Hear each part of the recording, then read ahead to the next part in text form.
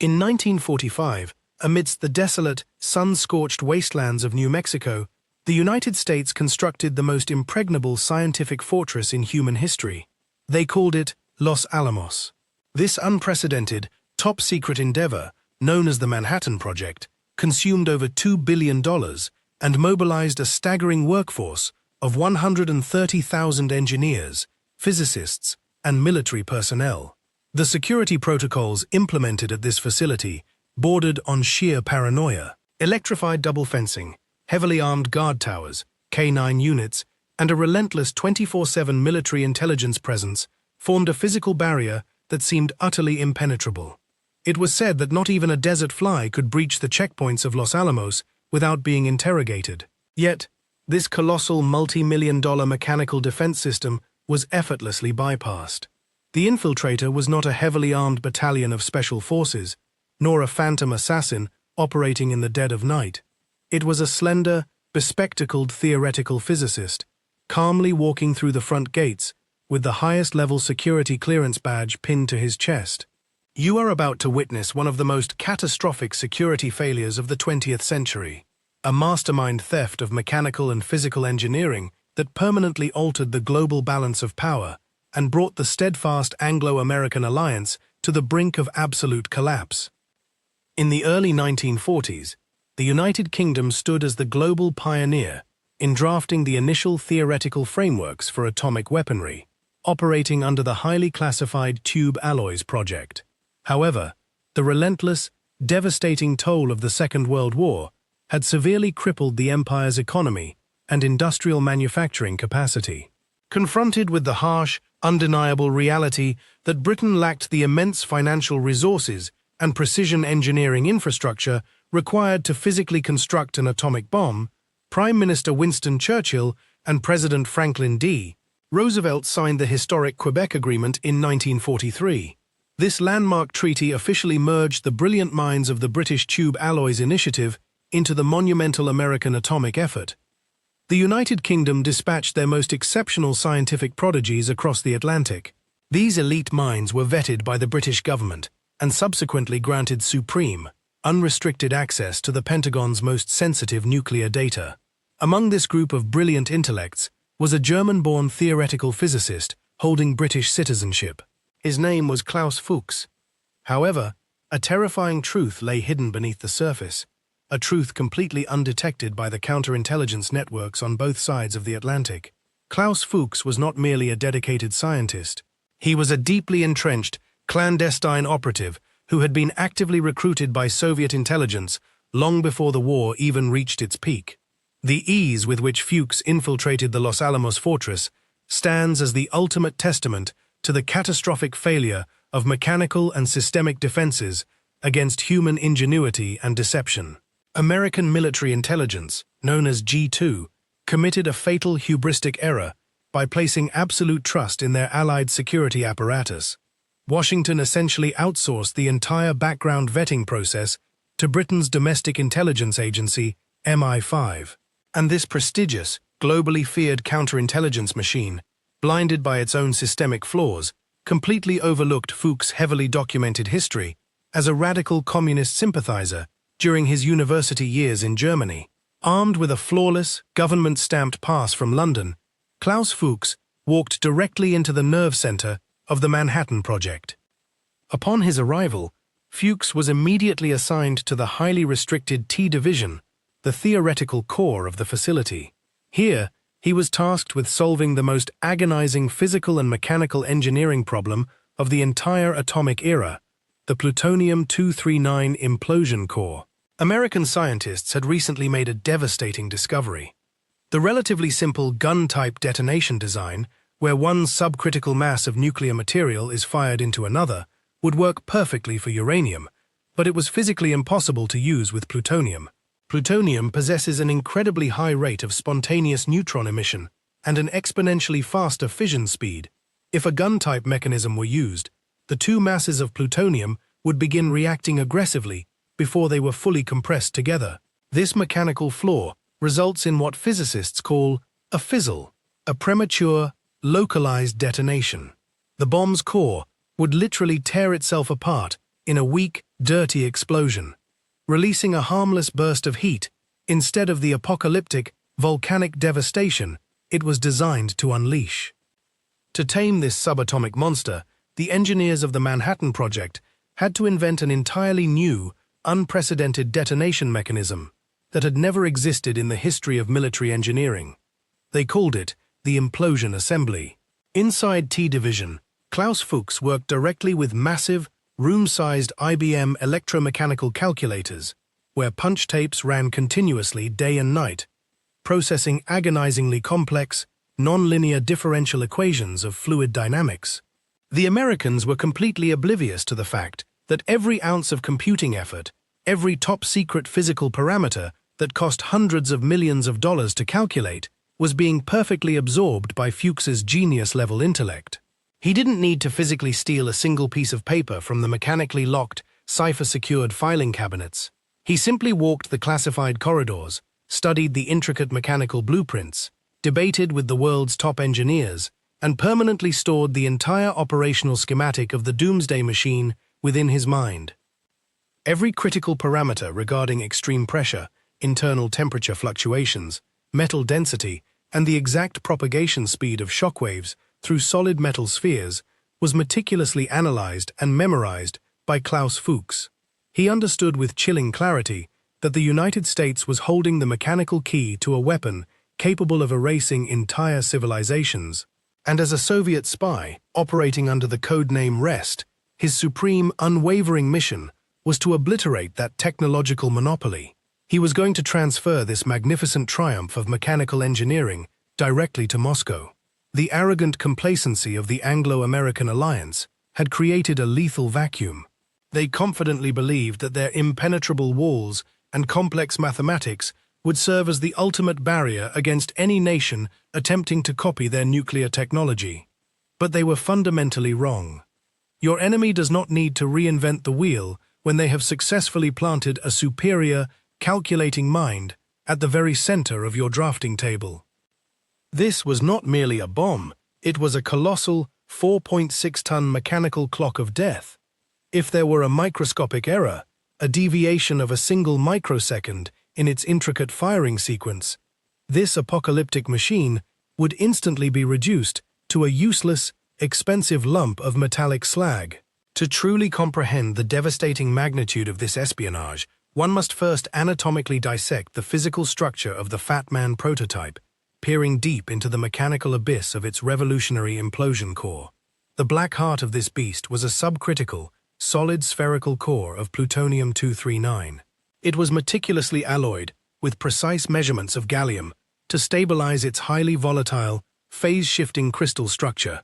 Coated in a thin, microscopic layer of electroplated nickel to prevent rapid radioactive corrosion and deadly contamination, this demonic metallic sphere weighed exactly 6.2 kilograms.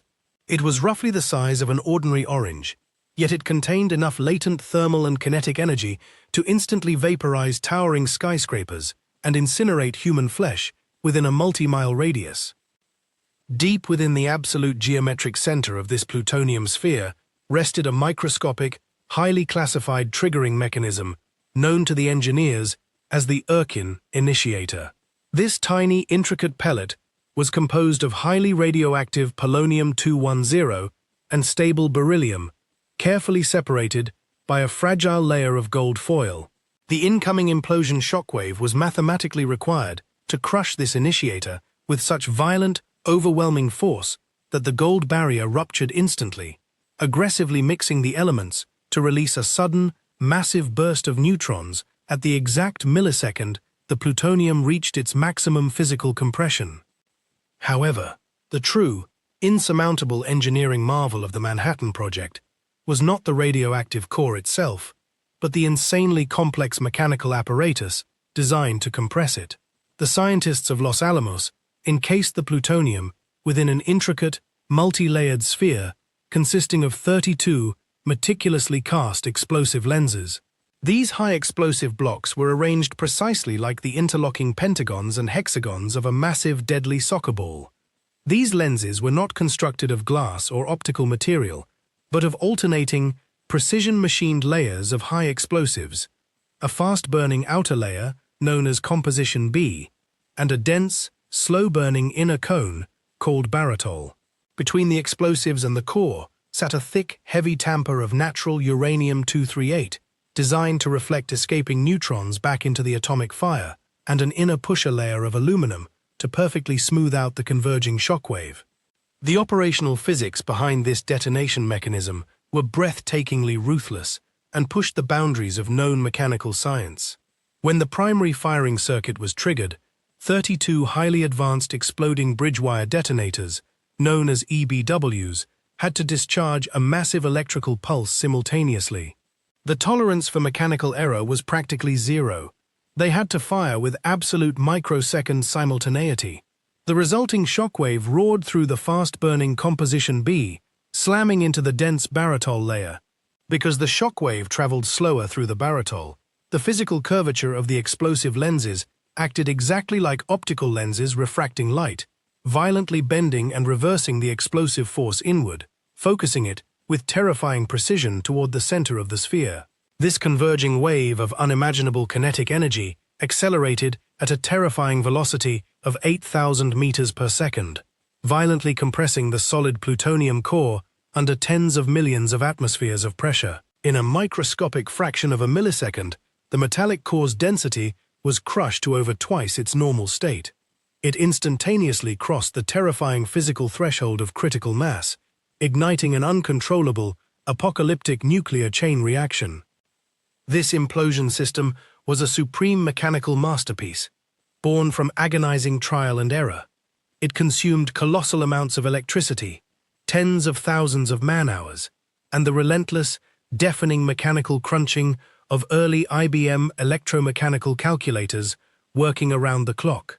The United States government hemorrhaged hundreds of millions of dollars to build massive uranium enrichment plants and plutonium reactors just to produce the raw materials. And yet, this crowning achievement of Western industrial and theoretical might was quietly, systematically, being packed into the mind of a single, unassuming man. Klaus Fuchs did not rely on bulky espionage cameras, nor did he ever attempt to smuggle stolen blueprints or physical prototypes past the heavily armed military guards. As a leading member of the Theoretical Physics Division, he was actively tasked with solving the very equations he was stealing. He even co-authored the critical equations that calculated the energy release of the fissioning core.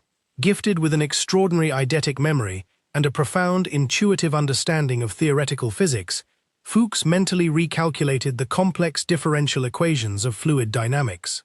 He committed to memory the exact geometric dimensions, the intricate inward curving angles of the 32 explosive lenses, the precise firing circuit diagrams, the exact weight of the core, and the terrifying critical mass equations.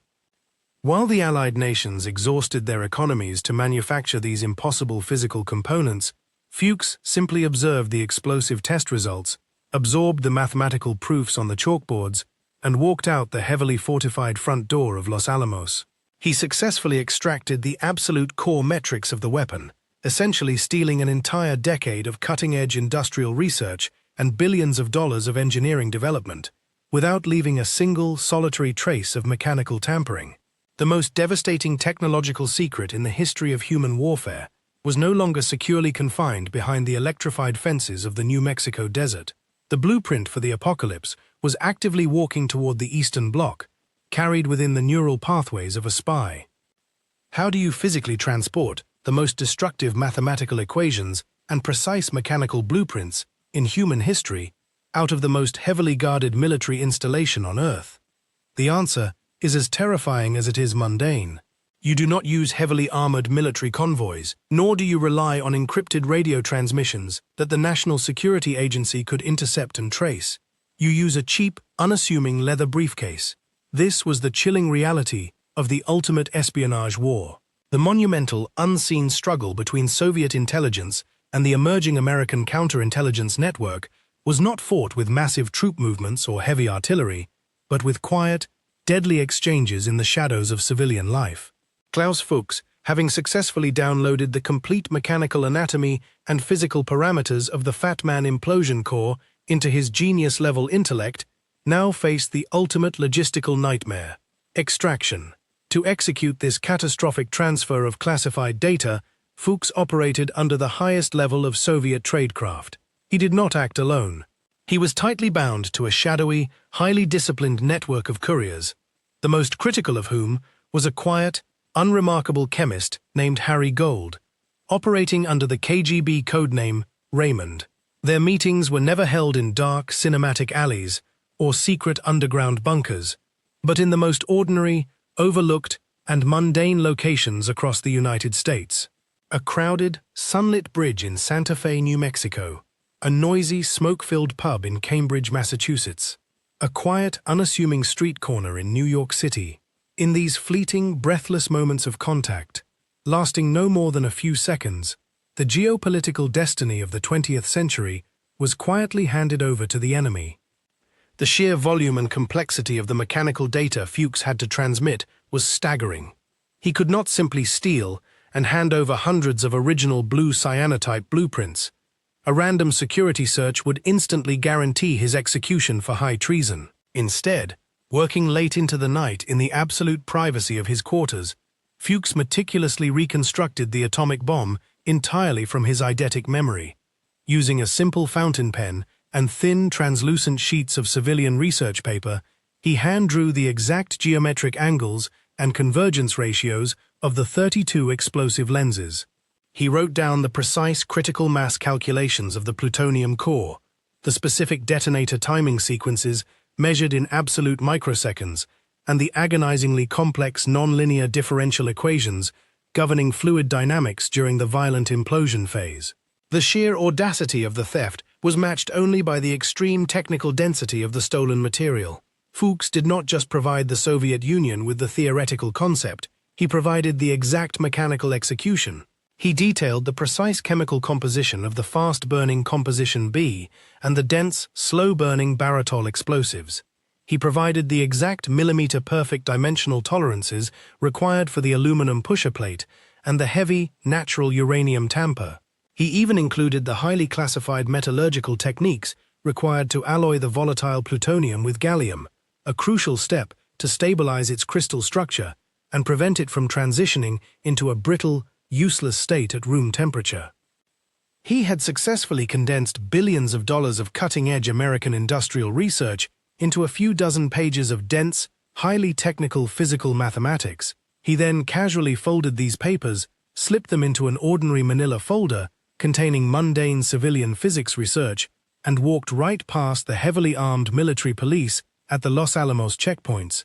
During his prearranged, high-stakes encounters with Harry Gold, Fuchs would simply pass a folded newspaper, a book, or a plain white envelope. There were no dramatic chases, no sirens sounding in the desert night, just a quiet, invisible exchange of paper that contained the complete mechanical blueprint for the apocalypse. But once Gold secured the technical parameters, the data embarked on a perilous, high-speed journey through the clandestine arteries of the Soviet intelligence apparatus. From the quiet, dusty streets of Santa Fe, the blueprints were transported directly to the heavily fortified Soviet consulate in New York City. Here, the raw, terrifying mechanical data entered the final, most impenetrable phase of its journey. Soviet cipher clerks, working frantically in secure, lead-lined rooms, translated Fuchs's differential equations and structural diagrams into a relentless, meaningless stream of encrypted numbers. They utilized a supreme cryptographic system known as the one-time pad. This system, when executed with absolute discipline, is mathematically unbreakable by any supercomputer, past, present, or future. It relies on a randomly generated key of numbers that is used exactly once to encode a message and then immediately destroyed by both the sender and the receiver. The encrypted signals, now disguised as harmless bursts of static and numeric code, were blasted out via high-powered radio transmitters across the Atlantic Ocean, cutting through the atmosphere and landing directly on the desks of the KGB Directorate in Moscow. The American intelligence agencies, despite their massive listening posts and brilliant codebreakers, were completely deaf and blind to this catastrophic hemorrhage of mechanical secrets. The FBI and the military had initiated a top-secret counterintelligence program known as Project Venona. designed specifically to intercept and crack Soviet diplomatic cables. They were actively recording the Soviet radio traffic, but without the physical one-time pad keys, the data was an impenetrable, solid wall of mathematical noise. In 1945, the Venona decryption project was still in its infancy, agonizingly slow, and relying on the rare, fatal mistakes made by overworked Soviet cipher clerks. The encrypted blueprints of the Fat Man core slipped through this invisible digital net, completely undetected. As the final transmission confirmed the successful receipt of the implosion parameters in Moscow, a profound, irreversible darkness began to fall over the steadfast Anglo-American alliance. The military commands of the United States and the United Kingdom still firmly, arrogantly believed they held an absolute, unassailable monopoly on nuclear technology.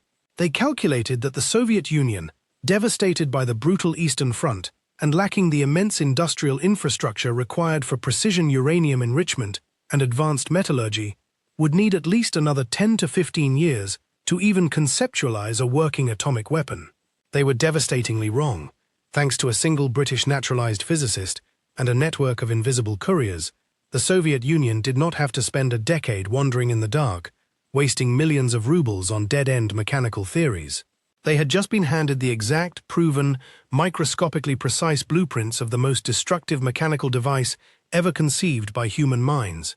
The greatest mechanical secret of the modern era had crossed the ocean in plain sight, setting the stage for a terrifying industrial resurrection. Your enemy does not need to possess a superior intellect to achieve absolute victory. They only need to become the most efficient, ruthless mechanical photocopier in the world. In the desolate, freezing plains of the Soviet Union, the highly classified data packet, transmitted from New York, finally reached its destination. But possessing the brilliant mathematical blueprints of the American implosion core was only half the battle. The Soviet Union in 1945 was a nation physically shattered by the apocalyptic devastation of the Eastern Front. Their metallurgical foundries, precision engineering plants, and heavy industrial infrastructure were severely depleted. They were now faced with an extreme, almost insurmountable mechanical paradox. They had the perfect theoretical instructions to build the ultimate doomsday machine, but they had to physically forge it, using machine tools and manufacturing processes that were significantly inferior to those of the Western powers.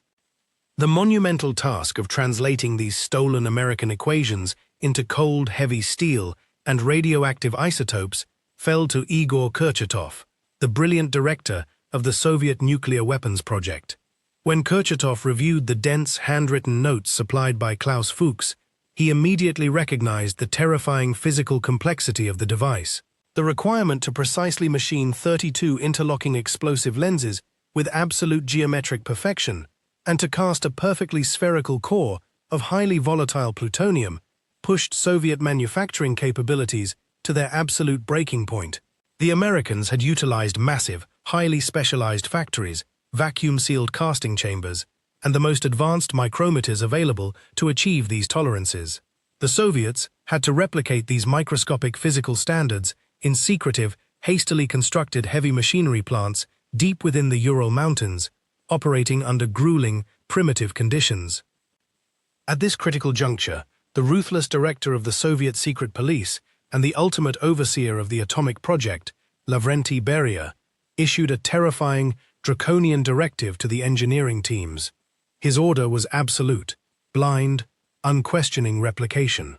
Beria mathematically calculated that the Soviet Union did not have the luxury of time, nor the financial resources, to experiment with new aerodynamic shapes or alternative detonation physics.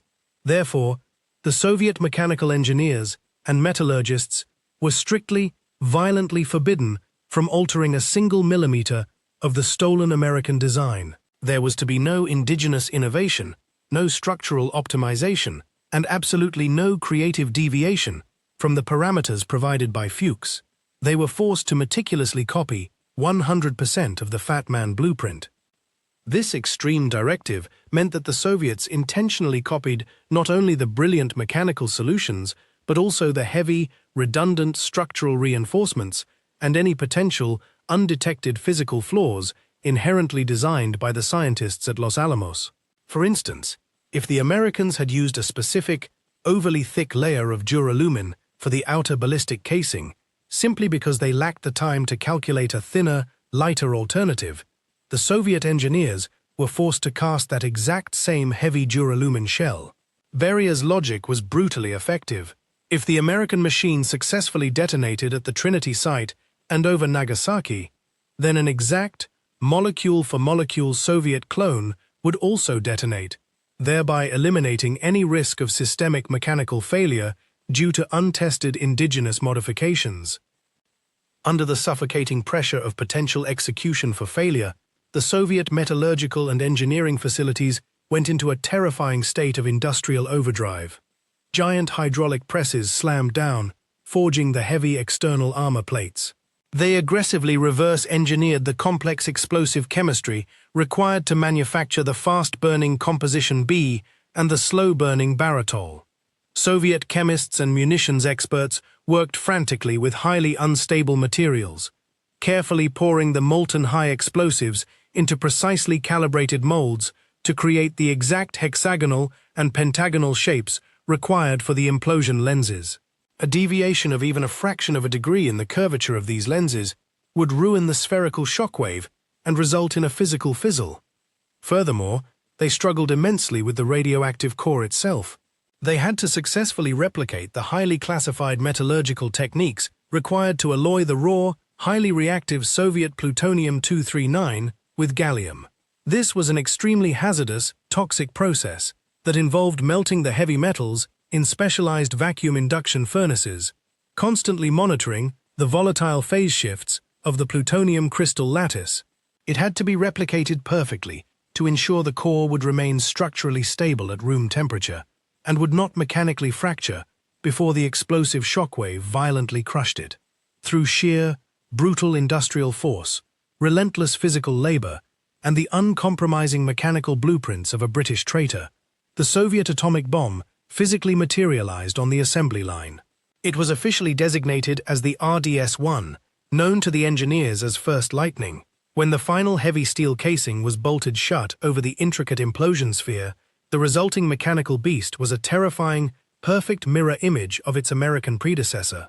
It retained the exact same physical dimensions, 3.3 meters in length and 1.5 meters in maximum outer diameter. It weighed precisely 4.6 metric tons of heavy metal, explosives, and radioactive fuel. The geometric angles of the 32 explosive lenses were identical to the microscopic degree. The complex, multi-layered firing circuit that would sequentially discharge the exploding bridge-wire detonators was a direct physical clone of the electrical system used in the New Mexico desert years earlier. Even the exact placement of the radar-fused antennas on the exterior shell mimicked the American design. The Soviet Union had completely bypassed the grueling, multi-billion-dollar trial-and-error phase of early nuclear physical development. By relying entirely on absolute mechanical plagiarism and industrial espionage, they had successfully closed a 10-year technological gap in a mere matter of months, physically setting the stage for the most terrifying arms race in human history. On August 29, 1949, the desolate sky above the Semipalatinsk test site in Kazakhstan was violently torn apart. A blinding flash of artificial sunlight vaporized the steel testing tower, followed by a terrifying, deafening roar that rolled across the Asian steppes. The towering mushroom cloud that violently punched through the stratosphere did not merely obliterate the surrounding physical landscape, it completely annihilated the geopolitical illusions of the Western world. When the terrifying seismic shockwaves subsided, the United States military scrambled specially equipped WB-29 weather reconnaissance aircraft to patrol the upper atmosphere near the Soviet border. These high-altitude planes were equipped with highly sensitive mechanical air sampling filters designed to capture microscopic radioactive particles. Days later, laboratory analysis of these filters yielded a catastrophic scientific confirmation. They had detected distinct, undeniable traces of radioactive plutonium and fission byproducts. The data was mathematically absolute. The Soviet device had yielded an explosive force of 22 kilotons of TNT. It was not a primitive, crude experimental device. It was a perfectly replicated, flawlessly executed mechanical clone of the American Fat Man implosion core. The United States government was paralyzed by an unprecedented strategic shock. The Pentagon's confident timeline, which had arrogantly predicted a Soviet nuclear weapon no earlier than 1955, was instantly incinerated.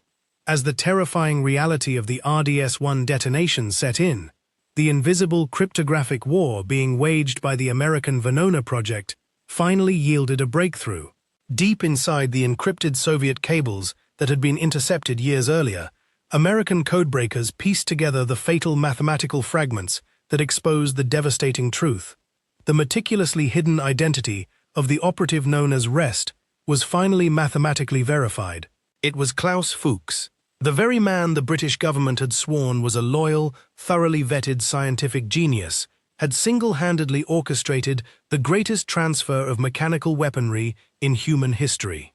The resulting diplomatic fallout was immediate, brutal, and completely unforgiving.